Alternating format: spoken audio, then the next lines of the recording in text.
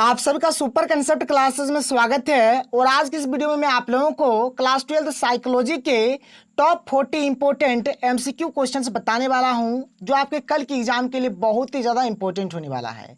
तो आप लोग वीडियो पर कंप्लीट बने रहिएगा। और यहाँ पर ये जो आप लोग देख पा रहे हैं जो क्वेश्चंस है और इसका जो आंसर होने वाला है, जो आप लोग का एक जो किताब होता है एएसबी पीडी वाला, उसी किताब से यहाँ पर मैं आपको बताने वाला हूँ। तो चलिए शुरू करते हैं और एक एक करके हर एक क्वेश्चन को बहुत ही सिंपल तरीके से और इजी तरीके से समझते हैं। तो हमारे पास जो सबसे पहला प्रश्न है क्या है कि किसने बुद्धि को व्यक्तित्व की सार्वभौमिक क्षमता के रूप में परिभाषित किया है। तो इसका सही आंसर हो जाएगा ऑप्शन नंबर 1 वेस्लर, इसका सही आंसर हो जाएगा। आगे चलिए अगला प्रश्न देख लीजिए। क्वेश्चन नंबर 2 क्या है कि स्पीयरमैन ने बुद्धि के कितने तत्वों की चर्चा की है। तो सर याद रखिएगा 2 तत्वों की चर्चा की है, जिसको हम लोग बोलते हैं द्वितात्विक भी इसको बोला जाता है। ठीक है, तो यहाँ पर ये ऑप्शन नंबर 2 बिल्कुल सही आंसर हो जाएगा। क्वेश्चन नंबर 3 क्या है देख लीजिए कि डॉक्टर मोहसिन सामान्य बुद्धि परीक्षण किस प्रकार का परीक्षण है। तो यहाँ पर ये जो प्रश्न है इसका जो सही आंसर हो जाएगा शाब्दिक, इसका सही आंसर हो जाएगा ऑप्शन नंबर 1 बिल्कुल सही होगा।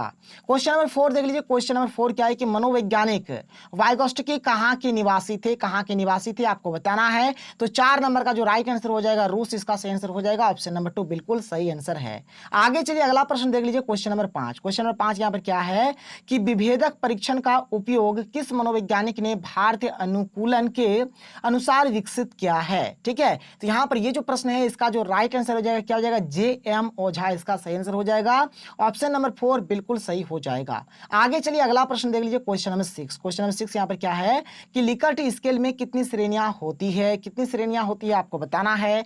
तो इसमें कुल मिलाकर 5 श्रेणियां होती है, यानी कि ऑप्शन नंबर 4 बिल्कुल राइट और सही आंसर हो जाएगा। क्वेश्चन नंबर 7 देख लेते हैं। क्वेश्चन नंबर 7 हमारे पास क्या है कि व्यक्ति के रूप में हम सदैव अपने मूल्य या मान और अपनी योग्यता के बारे में निर्णय या आकलन करते रहते हैं। व्यक्ति का अपने बारे में यह मूल्य निर्णय क्या कहा जाता है आपको बताना है। तो यहाँ पर इस चीज को हम लोग बोलते हैं आत्मसम्मान। देखिए सर अपना जो होता है जिसको हम लोग बोलेंगे सेल्फ जो रिस्पेक्ट जो होता है, यानी आत्मसम्मान जो होता है यही चीज होता है। ठीक है, तो 7 नंबर का जो क्वेश्चन है इसका सही आंसर हो जाएगा ऑप्शन नंबर 1 यानी कि आत्मसम्मान, इसका सही आंसर हो जाएगा। क्वेश्चन नंबर 8 देख लेते हैं। क्वेश्चन नंबर 8 यहाँ पर हमें क्या दिया गया है कि टाइप ए प्रकार के व्यक्तित्व में इनमें से कौन सी विशेषता पाई जाती है। जो टाइप ए प्रकार का जो व्यक्तित्व होता है उसमें किस प्रकार की विशेषता पाई जाती है, क्या उसमें गुण होता है आपको बताना है। तो उसमें प्रतियोगी भावना का गुण यानी कि प्रतियोगी भावना का विशेषता पाया जाता है। क्वेश्चन नंबर 8 का जो सही आंसर होगा ऑप्शन नंबर 1 बिल्कुल सही आंसर हो जाएगा। क्वेश्चन नंबर 9 देख लीजिए। क्वेश्चन नंबर 9 हमें क्या दिया गया है कि निम्नलिखित में कौन अपने आत्मनियंत्रण की प्रविधि नहीं है। तो यहाँ पर इसका जो राइट आंसर हो जाएगा क्या हो जाएगा कि उद्दीपक नियंत्रण, यानी ऑप्शन नंबर 3 बिल्कुल सही आंसर हो जाएगा। क्वेश्चन नंबर 10 देख लेते हैं। क्वेश्चन नंबर 10 हमारे पास क्या है कि किस मनोवैज्ञानिक ने अपने सिद्धांतों को सामाजिक उन्मुखता के संदर्भ में प्रदर्शित किया है। तो यहाँ पर इसका जो सही आंसर हो जाएगा क्या हो जाएगा फ्रॉम, इसका सही आंसर फ्राम। ठीक है, फ्रॉम इसका सही आंसर हो जाएगा। क्वेश्चन नंबर 10 का राइट आंसर हो जाएगा ऑप्शन नंबर 4। आगे चलिए अगला क्वेश्चन देख लेते हैं। क्वेश्चन नंबर 11 क्या है कि किस अवस्था में जननेंद्रियों पर फोकस होता है। किस अवस्था में जो हमारे जननेंद्रियां जो है उस पर जो फोकस होता है, मतलब यहाँ पर अवस्था बताना है कि कौन सा वो अवस्था है। तो इसका सही आंसर हो जाएगा, देखिए यहाँ पर क्या है जननेंद्रियां है ना, तो उसी तरह का यहाँ पर ये जो ऑप्शन है ये हो जाएगा कि जननेंद्रिया अवस्था जो है ये वाला सही आंसर हो जाएगा। 11 का ऑप्शन नंबर 3 बिल्कुल राइट और सही आंसर है। क्वेश्चन नंबर 12 क्या देख लीजिए कि मनोविश्लेषण प्रविधि का प्रतिपादन किसने किया था। 4 ऑप्शन है, आपको बताना कि इसका सही आंसर क्या हो जाएगा। तो इसका सही आंसर हो जाएगा फ्रायड। ठीक है, क्या हो जाएगा फ्रायड ने किया था। क्वेश्चन नंबर 13 देख लेते हैं। क्वेश्चन नंबर 13 हमें क्या दिया गया है। तो क्वेश्चन नंबर 13 है कि किस परीक्षण में 10 मस्तिष्क या सियाही धब्बे होते हैं। किस परीक्षण में होता है आपको बताना है। तो ये होता है सर रोरसा परीक्षण में। किसमें, रोरसा परीक्षण। क्वेश्चन नंबर 13 का राइट आंसर ऑप्शन नंबर 1 बिल्कुल सही आंसर हो जाएगा। क्वेश्चन नंबर 14 देख लेते हैं। क्वेश्चन नंबर 14 हमें क्या दिया गया है। क्वेश्चन नंबर 14 दिया गया है कि क्या है यहाँ पर कि रोजेनजीवर्ग का चित्रगत कुंठा अध्ययन किसके द्वारा भारतीय जनसंख्या पर उपयोग करने हेतु रूपांतरित किया गया था। ठीक है, तो यहाँ पर ये जो क्वेश्चन नंबर 14 इसका राइट आंसर हो जाएगा पारिक हो जाएगा ऑप्शन नंबर 4 बिल्कुल सही आंसर हो जाएगा। क्वेश्चन नंबर 15 देख लीजिए। क्वेश्चन नंबर 15 हमारे पास क्या है कि स्ट्रेस शब्द की उत्पत्ति लैटिन भाषा के किस शब्द से हुई है। तो देख लीजिए कौन सा शब्द है जिससे मतलब स्ट्रेस का उत्पत्ति हुआ है। देखिए परीक्षा में क्वेश्चन ऐसे भी पूछा जा सकता है कि स्ट्रेस शब्द जो है वह किस भाषा का शब्द है। तो याद रखिएगा लैटिन भाषा का शब्द है, और वो लैटिन के किस भाषा का शब्द है ये भी जान लीजिए। तो स्ट्रिक्टर इसका सही आंसर हो जाएगा ऑप्शन नंबर 1 बिल्कुल सही आंसर होगा। क्वेश्चन नंबर 16 देख लीजिए। क्वेश्चन नंबर 16 हमें क्या दिया गया है? तो क्वेश्चन नंबर 16 दिया गया है कि व्यक्तियों में शारीरिक बीमारियों में कितने प्रतिशत तक दबाव की भूमिका महत्वपूर्ण है? तो यहाँ पर क्वेश्चन नंबर 16 का जो राइट आंसर हो जाएगा 50 से 70। ठीक है, 50 से 70% इसका सही आंसर हो जाएगा। क्वेश्चन नंबर 17 क्या है कि प्रतिबल के विपरीत अवस्था को कहते हैं? प्रतिबल, ठीक है, जो प्रतिबल का जो विपरीत अवस्था होता है, जो अपोजिट अवस्था होता है, उसको क्या बोला जाता है आपको बताना है।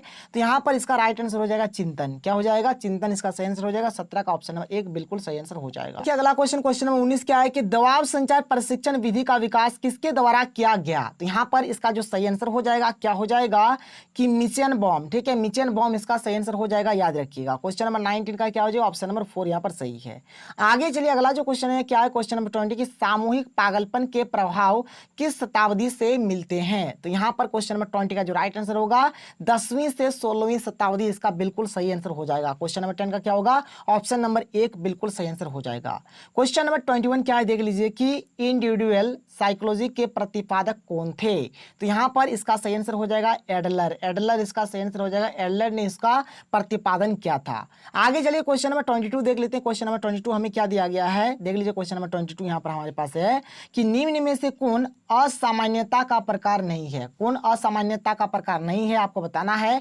तो इसका सही आंसर हो जाएगा यहाँ पर क्या हो जाएगा कि अभियोजन की उपायुक्तता। ठीक है, ये इसका सही आंसर हो जाएगा। क्वेश्चन नंबर 22 का क्या हो जाएगा? ऑप्शन नंबर 4 बिल्कुल सही आंसर हो जाएगा। आगे चलिए अगला क्वेश्चन देख लेते हैं। क्वेश्चन नंबर 23 क्या है कि फादर ऑफ मेडिसिन के नाम से किस मनोवैज्ञानिक को जाना जाता था? देखिए सर, बहुत ही इंपॉर्टेंट क्वेश्चन है कि फादर ऑफ मेडिसिन मतलब किस हम लोग मनोवैज्ञानिक को कहते हैं, यहाँ पर आपको बताना है। तो इसका सही आंसर हो जाएगा क्या हो जाएगा? देख लीजिए यहाँ पर ये जो ऑप्शन नंबर 1 है ये हो जाएगा इसका सही आंसर, हिप्पोक्रेटिस इसका सही आंसर हो जाएगा। क्वेश्चन नंबर 23 का क्या हो जाएगा? ऑप्शन नंबर 1 बिल्कुल सही होगा। क्वेश्चन नंबर 24 देख लेते हैं क्या है कि पैथोलॉजी ऑफ ब्रेन नामक पुस्तक के रचयिता कौन थे? ये भी बहुत ही इंपॉर्टेंट क्वेश्चन है। तो देखिए जो पैथोलॉजी ऑफ ब्रेन जो ये जो पुस्तक है, इसके जो लेखक है, यहाँ पर लेखक का नाम बताना है। तो इसके लेखक का नाम है, क्या नाम है? क्रेपलिन इसका नाम है। ऑप्शन नंबर 4 बिल्कुल सही आंसर हो जाएगा। क्रेपलिन इसका सही आंसर हो जाएगा। क्वेश्चन नंबर 25 देख लीजिए। क्वेश्चन नंबर 25 में क्या दिया गया है कि किस सन तक आंगिक दृष्टिकोण अपनी चरम सीमा पर था? ठीक है, तो यहाँ पर देख लीजिए, यहाँ पर इसका जो सही आंसर होगा क्या हो जाएगा? 1915 इसका सही आंसर हो जाएगा। ऑप्शन नंबर 4 बिल्कुल सही आंसर हो जाएगा। क्वेश्चन नंबर 26 देख लेते हैं क्या है कि दुर्भिति का ठीक उपचार क्या है? तो दुर्भिति का जो यहाँ पर ठीक उपचार होगा क्या हो जाएगा? आत्मनिर्देशन इसका सही आंसर हो जाएगा। 26 का ऑप्शन नंबर 1 बिल्कुल सही आंसर हो जाएगा। क्वेश्चन नंबर 27 देख लेते हैं क्या है कि मनोविदलता के रोगी का उपचार होता है, किससे होता है आपको बताना है। तो यहाँ पर इसका जो उपचार होता है इंसुलिन के द्वारा होता है, इंसुलिन से होता है। क्वेश्चन नंबर 27 का राइट आंसर हो जाएगा ऑप्शन नंबर 1। आगे चलिए अगला प्रश्न देख लेते हैं। क्वेश्चन नंबर 28 देख लीजिए। क्वेश्चन नंबर 28 में क्या दिया गया है कि मनोविचलता किस प्रकार का रोग है? तो सर ये जो मनोविचलता है ना, ये क्या है? तो एक जटिल यानी कॉम्प्लेक्स बीमारी है, एक मतलब जटिल रोग है। आगे चलिए अगला प्रश्न देख लीजिए। क्वेश्चन नंबर 29 क्या है कि मनोचिकित्सा का रोगी क्या प्रतिरोध करता है? ठीक है, तो यहाँ पर इसका राइट आंसर हो जाएगा लैंगिक समस्या। लैंगिक समस्या इसका सही आंसर हो जाएगा। क्वेश्चन नंबर 30 देख लेते हैं। क्वेश्चन नंबर 30 हमारे पास क्या है देख लीजिए। तो क्वेश्चन नंबर 30 हमें दिया गया है। तो देखिए क्वेश्चन नंबर 30 क्या है कि सहायक मनोचिकित्सक की एक विधि है। तो इसका सही आंसर हो जाएगा क्या हो जाएगा कि पुनर्वासन, यानी ऑप्शन नंबर 3 बिल्कुल सही आंसर हो जाएगा। क्वेश्चन नंबर 31 देख लेते हैं। क्वेश्चन नंबर 31 क्या है कि व्यवहार चिकित्सा आधारित होती है। जो व्यवहार चिकित्सा है वह किससे आधारित होती है आपको बताना है। तो यहाँ पर ये जो है ना सर सीखने के सिद्धांत पर ये मतलब आधारित होती है, इसलिए इसका राइट आंसर हो जाएगा ऑप्शन नंबर 2 बिल्कुल सही आंसर हो जाएगा। क्वेश्चन नंबर 32 देख लेते हैं। क्वेश्चन नंबर 32 क्या दिया गया है कि लोगों को स्वतंत्रता है और उनके पास विकल्प है, चिकित्सा की काल्पनिक परिकल्पना है। ये जो कथन है एक्चुअली ये जो बात है क्या है इसके बारे में आपको बताना है। तो क्वेश्चन नंबर ये जो 32 है इसका नाम है रोगी केंद्रित, इसका सही आंसर हो जाएगा ऑप्शन नंबर 4 बिल्कुल सही आंसर हो जाएगा। क्वेश्चन नंबर 33 क्या देख लीजिए। यहाँ पर क्वेश्चन नंबर 33 हमें दिया गया है कि क्या है विचारपरक घटक को किस नाम से जाना जाता है। तो विचारपरक घटक जो होता है उसको और किस नाम से जाना जाता है? तो इसको जाना जाता है यहाँ पर, इसको जाना जाता है संज्ञात्मक के नाम से। किसके नाम से? संज्ञात्मक के नाम से। तो 33 का यहाँ पर राइट आंसर हो जाएगा ऑप्शन नंबर 4। आगे चलिए अगला क्वेश्चन देख लीजिए। क्वेश्चन नंबर 34 क्या दिया गया है कि व्यापक अभिवृत्ति के अंतर्गत कितनी अभिवृत्तियां होती है? अभिवृत्ति की किस विशेषता का संबंध इस कथन से है? तो यहाँ पर आपको बताना है और इसका जो सही आंसर हो जाएगा सरलता या जटिलता, मतलब सिंप्लेक्स या फिर कॉम्प्लेक्स इसका सही आंसर हो जाएगा। अब ठीक है, यहाँ पर सर हमें एक चीज दिया गया है, क्या दिया गया है, और इस तरह का प्रश्न एग्जाम में जरूर से जरूर पूछा जाएगा। एक तो आप लोग लिख के ले लीजिए, ठीक है। यहाँ पर हमें दो टेबल बना दिया गया है, सूची 1 है, सूची 2 है, और यहाँ पर हमें मिलान करना है। जैसे यहाँ पे देखिए क्या क्या लिखा हुआ है, जैसे कि सिलगुण सिद्धांत है, प्रकार सिद्धांत है, इधर है कर्ट लेविन एवं केली, इधर है आल्पोर्ट एवं कैटेल, ठीक है। फिर इधर देख लीजिए और यहाँ पर दिया गया है, जैसे कि यहाँ पर संज्ञात्मक सिद्धांत है, मानवतावादी सिद्धांत है, मेस्लो एवं रोजर्स है, क्रिस्लर एवं सेल्डन है। तो ये सब जो है यहाँ पर आपको मिलान करना है और यहाँ पर कौन वाला आपका जो सही आंसर होगा आपको यहाँ पर बताना है। तो देखिए यहाँ पर ये जो क्वेश्चन है, क्वेश्चन नंबर 35, इसका जो राइट आंसर क्या हो जाएगा, यहाँ पर ये जो ऑप्शन नंबर 2 है ये वाला बिल्कुल सही आंसर हो जाएगा। आप लोग थोड़ा देख लीजिए कि अब यहाँ पर क्या है क्या नहीं है, और आप लोग हर एक चीज को देख सकते हैं। इसका राइट आंसर हो जाएगा ऑप्शन नंबर 2। आगे चलिए अगला प्रश्न देख लेते हैं, क्वेश्चन नंबर 36। क्वेश्चन नंबर 36 क्या है कि निम्न में से कौन रूढ़ि युक्तियों की विशेषता नहीं है। तो यहाँ पर इसका जो सही आंसर हो जाएगा क्या हो जाएगा, ऑप्शन नंबर 4, यानी कि इनमें से मतलब ये भी मतलब कि ये भी विशेषता है, ये भी विशेषता है, ये भी विशेषता है, इसलिए इसका सही आंसर हो जाएगा इनमें से कोई नहीं। क्वेश्चन नंबर 37 क्या है कि आर्मन ट्रिपलेट ने कब यह पाया कि लोग दूसरों की उपस्थिति में बेहतर प्रदर्शन करते हैं, ठीक है। तो यहाँ पर इसका सही आंसर हो जाएगा 1897 में, यानी कि 37 का क्या हो जाएगा, ऑप्शन नंबर 1 बिल्कुल सही आंसर हो जाएगा। क्वेश्चन नंबर 38 देख लेते हैं। क्वेश्चन नंबर 38 क्या है कि भाव प्रबोधन क्रिया में व्यक्ति द्वारा मूल्यांकन अनुभव और कार्टेल ने क्या नाम दिया। यहाँ पर आपको बताना है, ये जो क्वेश्चन है इसका सही आंसर क्या होगा। तो इसका सही आंसर हो जाएगा, यहाँ पर जो नाम दिया गया था उसका नाम था प्राकृतिक विपत्तियों का सामना करना, ठीक है। क्वेश्चन नंबर 38 का राइट आंसर हो जाएगा ऑप्शन नंबर 3। क्वेश्चन नंबर 39 देख लीजिए क्या है, और लास्ट में हमारा क्वेश्चन नंबर 40 है। यहाँ पर दिया गया क्वेश्चन नंबर 39 में क्या है कि समाजोपकारी व्यवहार प्रायः किससे प्रभावित होता है। तो यहाँ पर ये जो है ना सर, ये किससे प्रभावित होता है, तो ये अधिगम से भी प्रभावित होता है, प्रतिक्रिया से भी प्रभावित होता है और पूर्वाग्रह से भी प्रभावित होता है। इसलिए इसका सही आंसर हो जाएगा ऑप्शन नंबर 4, यानी कि उपयुक्त सभी इसका बिल्कुल सही आंसर हो जाएगा। क्वेश्चन नंबर ये जो ऑप्शन नंबर 4 है इस पर टिक करिए, आपका एकदम सही हो जाएगा। आगे चलिए अगला जो प्रश्न है, क्वेश्चन नंबर 42 हमारा लास्ट क्वेश्चन है, क्या है कि पूर्वाग्रह किसी विशेष समूह के प्रति किस बात का उदाहरण है। तो यहाँ पर इसका सही आंसर हो जाएगा कौन सा बात होगा, तो अभिमत इसका सही आंसर हो जाएगा। ऑप्शन नंबर 3 बिल्कुल सही आंसर होगा। तो यहाँ पर मैंने आपको 40 के 40 क्वेश्चन का आंसर बता दिया, और जो भी यहाँ पर मैंने आपको आंसर बताया है सारा का सारा आंसर मैंने SBPD किताब का बताया है, हर एक चीज किताब में दिया गया है, वही चीज यहाँ पर मैंने आपको बताया है। तो अगर आपको वीडियो पसंद आया तो वीडियो को लाइक करिए, और कल सुबह आप लोगों को और 40 क्वेश्चन का एक MCQ वीडियो मिल जाएगा, जिससे आप लोगों का तैयारी अच्छे तरीके से हो जाएगा। चलिए मिलते हैं अगले वीडियो में। थैंक यू, जय हिंद।